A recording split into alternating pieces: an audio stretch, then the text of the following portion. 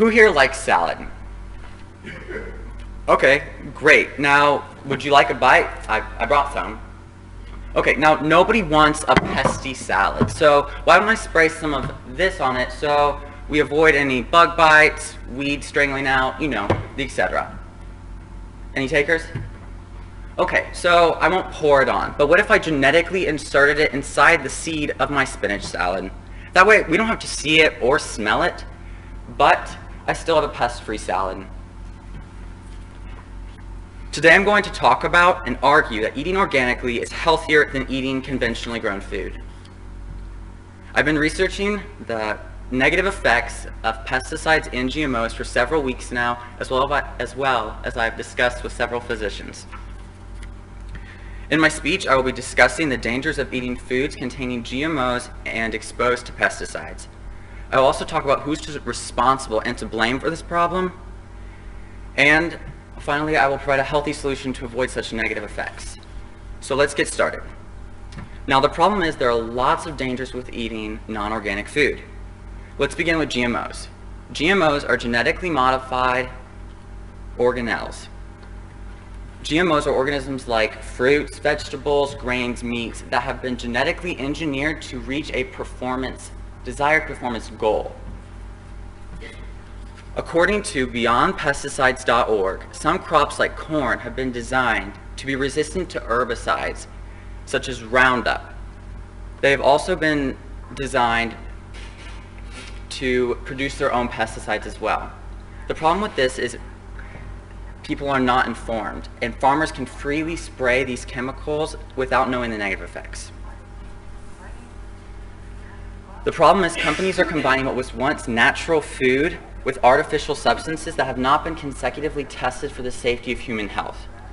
According to Dr. Cerveso, reported by Sue Bradford from lab.org/UK, the rise in birth defects in babies has increased dramatically with the rise of GMO soya production in Brazil, from 14 babies out of 10,000 in 1996 to 81 per every 10,000 in 2008. Pesticide exposure is another significant concern with eating conventionally grown food.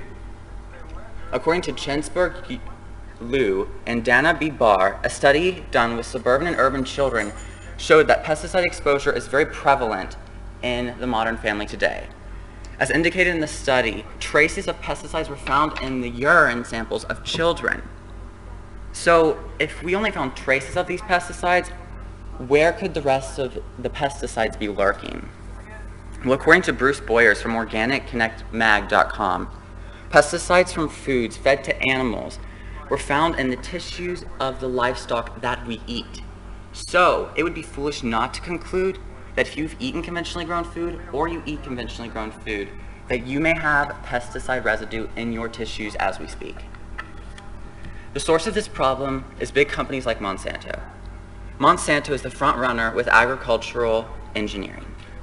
Monsanto produces harmful chemicals such as Roundup. They also engineer and produce various seeds from corn and soya designed to withstand low concentrations of water, high concentrations of herbicides and pesticides, and produce their own pesticides. They're engineered by the practice of gene splicing. Gene splicing is taking one gene from one organism and inserting it into the gene of another. In addition, splicing with other organisms could be the increase of allergies, according to Bruce Boyers, such as gluten allergies. Although this is alarming, there are people all over the nation and country protesting and addressing these negative effects. Washington State had an issue on the ballot stating that companies would have to label their products if they contain GMOs.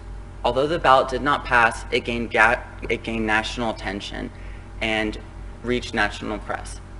According to Marissa Leipert from eatingwell.com, one way you can be sure to stay away from pesticides, GMOs, and herbicides is by eating an organic diet. So if the product is certified with a USDA organic seal, it won't contain any pesticides, herbicides, or GMOs. It's just the food you want. So just by reading the label and supporting with your feet, you can change not only your health, but the health of others. So I encourage you to eat organic, because what we put into our bodies should be beneficial to our health. Today I talked about some of the disadvantages of eating conventionally grown food containing GMOs and pesticides. So I hope you learned something new today, and I challenge you to think about the food system in America and globally. The great thing about living in America is all the choices.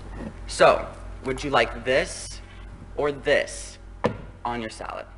Thank you.